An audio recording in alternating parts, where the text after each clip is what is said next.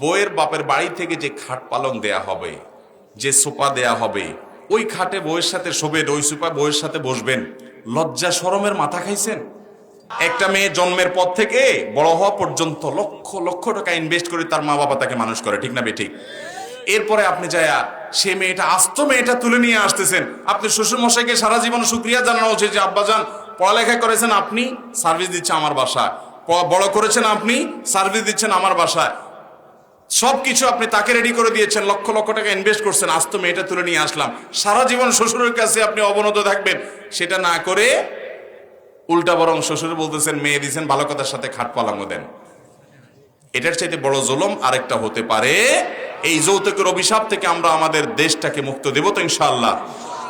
ভাইরা আমার, তরুণরা যারা আছেন এখনো বিয়ে শাদী করেন নাই, প্রতিজ্ঞা করেন শ্বশুর বাড়ি থেকে একটা সুই সুতাও নেব। প্রতিজ্ঞা করবেন তো ইনশাআল্লাহ? যে সমস্ত যুবকরা এখনো বিয়ে করেন নাই, প্রতিজ্ঞা করেছেন, হাত তোলেন দেখি। আল্লাহ রাব্বুল আলামিন যুবকদেরকে যৌতুক মুক্ত বিয়ে করার তৌফিক দান করুন।